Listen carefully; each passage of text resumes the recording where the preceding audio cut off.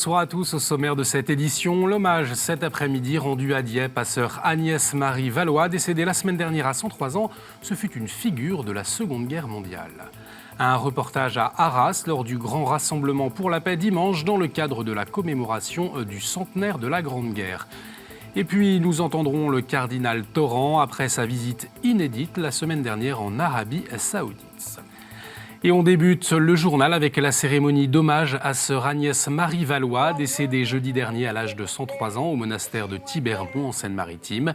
Quitte à se mettre en danger, la religieuse et infirmière a sauvé de nombreux blessés, pour la plupart des Canadiens, lors du raid de Dieppe, une attaque des Alliés dans la France occupée de 1942.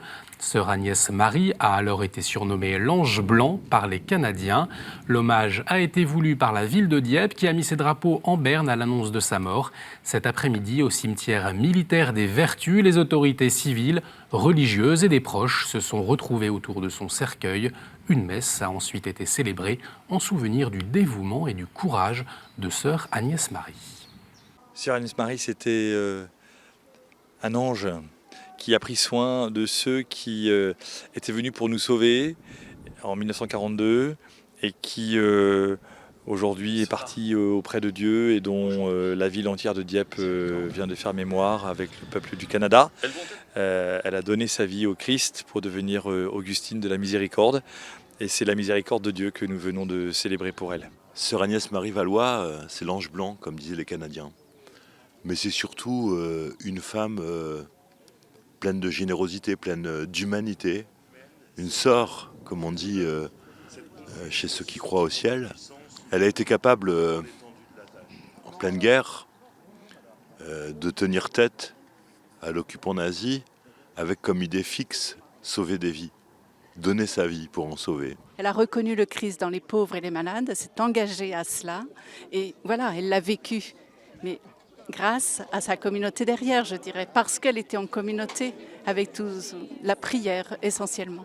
Dans le cadre des commémorations du centenaire de la Première Guerre mondiale, un grand rassemblement international pour la paix a eu lieu le week-end dernier à Arras, Lille et dans différents lieux de mémoire de l'Artois. 4 jours proposés notamment par les diocèses de Lille, Arras et Cambrai. Depuis 4 ans, avec différents événements, ils commémorent les efforts de paix accomplis au cours des années de guerre. Reportage. Ils étaient près d'1 millier dimanche à s'être rassemblés au mémorial canadien de Vimy. Objectif, célébrer en ce lieu le centenaire de l'armistice de la guerre 14-18 qui a fait près de 20 millions de morts, mais surtout, célébrer la paix. Si on veut manifester la paix, il ne faut pas encore rester entre Français. Si on veut la paix, il faut faire ça avec les gens avec qui on s'est battu. Et mettre ensemble tous les gens, symboliquement, tous les belligérants, les mettre ensemble et qui se tiennent par la main. Et c'est un peu ce qu'on va faire aujourd'hui. On demande aussi, on prie le Seigneur, qu'on appelle dans la liturgie, parmi tous les titres qu'on lui donne, le prince de la paix, eh bien de nous aider à être vraiment des artisans de paix. Ce rassemblement s'inscrit dans le festival Fête la paix, une série de rendez-vous autour de la Grande Guerre. Au terme de ce rassemblement, une chaîne humaine s'est déployée le long de l'ancienne ligne de front. For the last several days, we have been walking on the earth that has been blessed by the blood of people from this whole region and from around the world. We have seen the consequences of war, and today we're here to say enough, that it is time for peace, it's time for the world to move to a way of non-violence that would preclude war. C'est beaucoup d'espoir, faire la paix. C'est quelque chose aussi en lien avec la foi. C'est le fait de pouvoir pardonner soi, les autres. Déjà la paix pour tout le monde, qu'il n'y ait plus de guerre, les traités de paix, même quand on se dispute avec notre ami, se réconcilier, c'est faire la paix, etc. Des festivités qui se sont clôturées par une messe à la cathédrale d'Arras, en présence de religieux français, mais aussi belges et anglais. Le Fils de Dieu n'a pas seulement parlé de paix, il est la paix. Quand il offre librement sa vie par rapport à nous et pour toute l'humanité.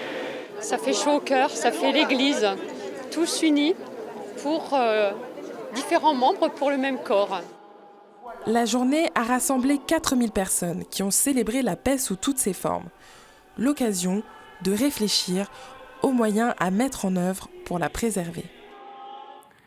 Des représentants de toutes les religions ont participé à cette commémoration, un événement effectivement qui invite aussi à réfléchir à la façon de vivre la paix aujourd'hui. C'est un message qu'on envoie suivant les événements qui se passent maintenant, le redéclenchement de la guerre, par ce qui se passe maintenant, ça commence à revenir, surtout dans le monde arabe-musulman. Et là, c'est un message de dire il faut la paix, regardez qu'est-ce qui s'est passé il y a un siècle. The human chain reminds us that every human being belongs together across the world. And today, as Christians, we unite together to pray for God's world and to pray for peace for everybody. Today is important for tout le monde, for the whole world. Et Dieu nous a créés pour que nous puissions nous respecter les uns les autres parce que nous avons tous la même dignité. Alors nous devons vivre ensemble, nous devons nous aimer les uns les autres. Nous pensons que les frontières entre les nations qui existent ne sont pas des raisons de faire la guerre. Et donc nous voulons vraiment que l'esprit de paix domine. Seul, disait le pape François à Assise il y a 3 ans, seule la paix est juste, seule la paix est sainte. La guerre ne peut pas être sainte et la guerre n'est pas vraiment juste. Le cardinal Collins, l'archevêque de Toronto au Canada, invite à prier spécialement pour les victimes de l'attaque à la voiture bélier qui a eu lieu hier à Toronto. Un homme de 25 ans au volant d'une camionnette a foncé délibérément sur des passants. 10 personnes ont perdu la vie et 15 autres ont été blessées. Dans un communiqué publié quelques heures après le drame, le cardinal Collins a appelé à apporter réconfort et soin à ceux qui souffrent aujourd'hui. Et puis au Mexique, le père Garcia a été assassiné par un commando vendredi soir alors qu'il célébrait la messe dans sa paroisse située dans une région gangrénée par la guerre des cartels de drogue. Les évêques du pays ont lancé un appel urgent pour construire la paix et la réconciliation. Le père Garcia est le 4e prêtre assassiné dans le pays depuis le début de l'année. Une nouvelle étape dans les relations entre le Saint-Siège et l'Arabie saoudite s'est ouverte après la visite inédite la semaine dernière du cardinal Jean-Louis Torrent. Le président du Conseil pontifical pour le dialogue interreligieux a rencontré le roi Ben Salman, mais aussi des autorités religieuses musulmanes. Un accord de coopération a été signé entre le Saint-Siège et l'Arabie saoudite. Si, comme tous les autres, il prévoit une rencontre thématique tous les 3 ans, il revêt cette fois un caractère particulier. En effet, les chrétiens ne sont pas considérés égaux avec les musulmans en Arabie saoudite. L'accord permettra de soulever une question essentielle, celle de l'éducation, comme l'a confié le cardinal Torrent à nos confrères de Vatican News. Je pense que toutes les religions sont confrontées à deux dangers, qui est le terrorisme et l'ignorance. L'avenir, c'est l'éducation. Il n'y a pas d'autre moyen. Et là, j'ai insisté beaucoup dans mes contacts pour que dans les écoles, on parle bien des chrétiens. Le fait que le pape et le roi se soient engagés et que la signature de cet accord sont quand même le signe d'une volonté de donner une image nouvelle du pays. Moi, ce que je retiens un peu, c'est ce désir des autorités de montrer qu'en Arabie saoudite aussi, il y a possibilité de discuter, de changer l'image du pays. Le pape François a reçu samedi les 16 membres de la commission pontificale pour la protection des mineurs, présidée par le cardinal Shin O'Malley, une rencontre qui marquait la fin de la première assemblée plénière de la commission. Le Saint-Père a déclaré son intention de confirmer définitivement les statuts de la commission. Ils ont été promulgués le 21 avril 2015 pour une période de 3 ans, avec comme priorité l'écoute des victimes, l'éducation et la formation et la mise en œuvre de normes de protection dans l'Église. Ne vous laissez pas d'être miséricordieux, exercez dans la joie et la charité sincère. Ce sont les mots du pape François dimanche aux 16 nouveaux prêtres qu'il a ordonnés en la basilique Saint-Pierre. Des nouveaux pasteurs âgés de 26 à 41 ans ordonnés le dimanche du Bon Pasteur et de la 55e journée mondiale de prière pour les vocations. Partout dans le monde, les paroisses étaient invitées à s'unir à cette journée. En Belgique, dans le diocèse de Tournai, une veillée de prière et de témoignage pour les vocations a été proposée vendredi soir au séminaire. Un temps pour les participants d'entendre la joie d'être appelés et aussi de se questionner au sujet de leur propre vocation. C'est le bonheur d'être appelé, peut-être d'abord le bonheur de compter pour Dieu. Il y a tellement de gens qui ont une idée de Dieu qui ne pense pas à nous, qui a jeté le monde en avant comme ça, et de se dire mais non, Dieu pense à chacun de nous personnellement. C'est à ça que je pense quand je pense à la vocation d'abord. Personnellement, je le ressens, mais alors je ne sais pas encore très bien. Je ne sais pas encore très bien à quoi est-ce qu'il m'appelle. Je pense que plus tard, je verrai plus clair, mais là, je pense que je suis encore trop jeune pour me décider, voir vraiment si Dieu m'appelle à quelque chose de bien précis. Les catholiques doivent prendre le temps de s'informer, de réfléchir à la meilleure manière de respecter la dignité humaine. C'est l'appel répété de Monseigneur Dornelas dans les colonnes du prochain Catéo Mag, diffusé le 28 avril. Alors que les débats dans le cadre des États généraux de la bioéthique s'achèvent à la fin du mois, Catéo vous propose une programmation spéciale avec une conférence samedi soir à 20h40. La rencontre des ternes mardi prochain à la même heure et un documentaire sur l'euthanasie le mercredi 9 mai, toujours à 20h40. Des étudiants catholiques participent actuellement à Brest à la course nautique de l'EDEC, une compétition qui rassemble des équipages des grandes écoles. Parmi eux, l'équipe Avance au large, composée de 18 étudiants et 3 aumôniers. En plus de participer aux régates, ils témoignent de leur foi avec un stand. Une messe quotidienne sur les pontons est proposée, tout comme la bénédiction des bateaux. Alors si vous passez par Brest, sachez que la course de l'EDEC se termine dimanche prochain.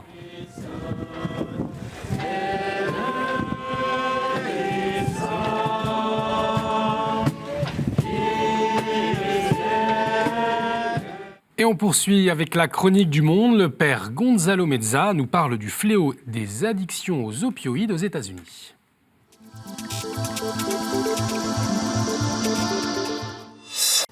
Bonjour. Aujourd'hui, je vais vous parler d'un problème qui touche la population des États-Unis. C'est la crise des opioïdes. Le 26 octobre 2017, le président Trump a appelé ce problème une crise, laquelle constituait, il a dit, une urgence nationale de santé publique. Depuis l'année 2000, plus de 300 000 Américains sont morts à cause d'une overdose des opioïdes. Qu'est-ce que c'est une opioïde? Il s'agit d'une classe de médicaments qui comprend des substances comme l'héroïne ou les analgésiques sur ordonnance. Certains de ces opioïdes sont principalement utilisés pour le soulagement de la douleur, y compris l'anesthésie. À cause de ça, les médecins américains font des ordonnances. Mais il faut dire qu'il existe aussi les opioïdes illicites, lesquels on peut acheter illégalement dans la rue. Tous les groupes sociaux riches et pauvres sont affectés également par ces problèmes aux États-Unis. En 2016, on estime que plus de 20 millions d'adultes américains avaient des problèmes d'abus de substances. Il y a un autre problème. Une personne doit payer plus de $40 pour acheter une seule pilule d'opioïdes sur ordonnance. Mais un comprimé synthétique peut être obtenu illégalement dans la rue pour $4. Les drogues arrivent aux États-Unis à travers certains pays d'Amérique latine et de la Chine. À la suite de cette épidémie des opioïdes, les agences de la force publique ont été formées pour fournir services d'aide médicale d'urgence aux personnes qui sont atteintes d'une intoxication à cause des opioïdes. Par conséquent, les membres de la force publique dans quelques municipalités américaines portent avec eux des antidotes pour injecter aux personnes qui ont subi une overdose. Pour faire face à cette épidémie, le président Trump a publié au mois d'octobre 2017 un mémorandum présidentiel pour combattre la demande de drogue et la crise des opioïdes. Il a ordonné des subventions de $1 milliard pour la prévention et le traitement de la toxicomanie. La prochaine fois, nous parlerons de la réponse de l'Église catholique pour faire face à cette épidémie. Je suis le Père Gonzalo Mezza et je vous souhaite une très bonne semaine. Que Dieu vous bénisse. Merci Père Gonzalo Mezza. On retrouve tout de suite notre invité.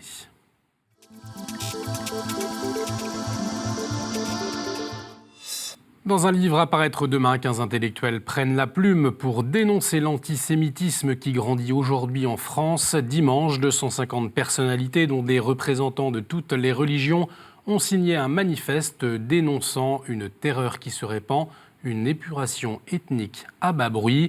Père Thierry Vernet, bonsoir. Bonsoir. Alors, vous êtes co-directeur du département de recherche judaïsme et christianisme au Centre chrétien d'études juives, également responsable du service diocésain à Paris des relations avec le judaïsme. Alors, pour commencer, une réaction sur ce manifeste. Je le disais, avec des termes très forts, une terreur qui se répand, une épuration ethnique à bas bruit. La lutte contre l'antisémitisme, aujourd'hui, est-ce que c'est devenu une vraie urgence ? Alors, je remercie votre journal de consacrer l'accent sur cette nouvelle parce qu'effectivement, c'est une urgence. C'est ressenti comme cela, la force du vocabulaire le montre, par la communauté juive.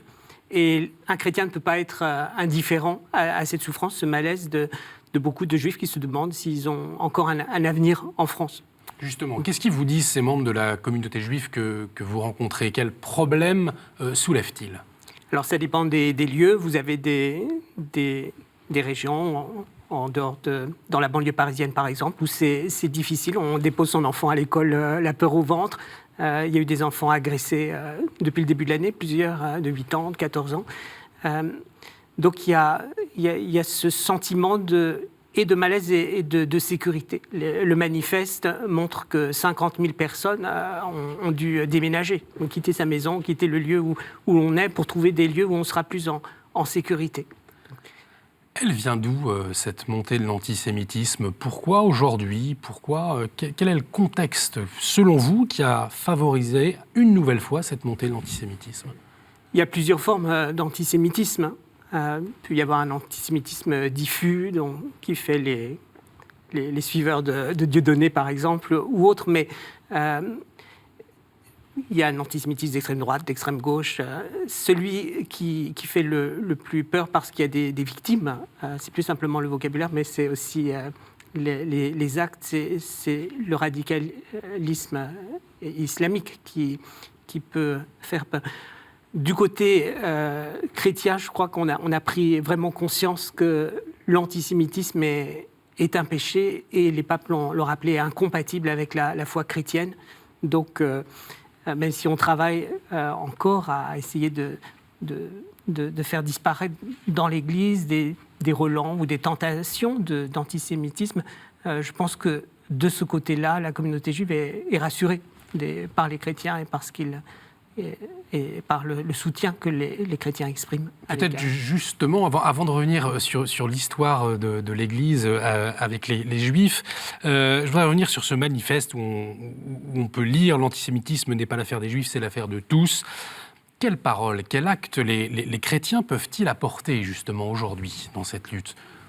Alors déjà, montrer qu'ils sont conscients de ce mal-être, de cette souffrance, de ce sentiment d'insécurité, et le dire. Je me souviens qu'à l'inverse, du côté juif, on n'hésite pas à montrer son soutien. Enfin, quand le père Jacques Hamel a été assassiné, le soir même, le lendemain, j'avais un certain nombre de messages de rabbins, d'amis juifs, qui disaient qu'ils étaient horrifiés parce qu'ils voyaient qu'un prêtre soit assassiné dans son église. Et je pense que les chrétiens sont pas toujours aussi rapides pour manifester leur soutien. Donc c'est important que nous prenions conscience qu'ils l'attendent. Parce qu'on se souvient de ce message de la conférence des évêques de France après l'assassinat de Mireille Knoll. Justement, il y avait eu un message de soutien. Peut-être que l'Église n'avait pas l'habitude de ce genre de message public auparavant ? Je pense qu'elle a pris conscience que c'était vraiment important de le dire, et pas seulement dans les contacts personnels ou les relations privées, mais aussi publiquement de le dire. Pour Mireille Knoll, je sais que toute la communauté, les prêtres parisiens étaient autour de l'archevêque à la messe chrismale. On n'a pas pu participer à cette marche blanche, mais les premiers mots de l'archevêque à la célébration étaient pour exprimer ce soutien à la communauté juive. Alors, dans le manifeste, on peut lire que les signataires demandent, je cite, que les versets du Coran appelant au meurtre et au châtiment des Juifs, des chrétiens et des incroyants soient frappés d'obsolescence par les autorités théologiques, rappelant que l'antisémitisme catholique avait été aboli par Vatican II. Alors, quelle a été, à cette époque-là, la démarche de l'Église Et puis, dans quel contexte ? L'Église a voulu vraiment, à Vatican II, exprimer son lien au judaïsme. Il y a eu tout un travail qui a été fait de ce qu'on appelle le passage de l'enseignement du mépris à l'enseignement de l'estime, où il était important de mettre fin à des choses qui n'étaient pas vraiment dans les textes du magistère, mais qui étaient véhiculées par les homélies ou les enseignements sur des accusations, le peuple déicide. Et c'était important que l'Église trouve un nouveau langage pour se débarrasser de cet enseignement, pour être plus vrai aussi avec la vérité de l'Évangile.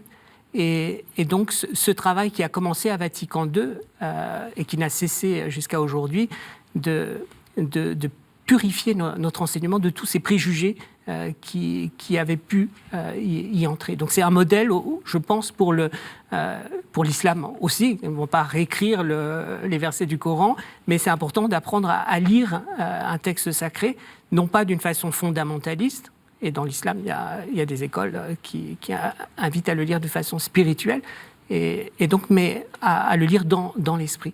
Alors, l'Église a relu l'Épître aux Romains, par exemple, avec ce nouveau regard qui lui permet de coller plus à la vérité du texte de Paul et de comprendre ce lien avec le judaïsme. Et puis, on se souvient aussi des paroles du pape Saint Jean-Paul II. Vous êtes nos frères préférés, d'une certaine manière, on pourrait dire nos frères aînés.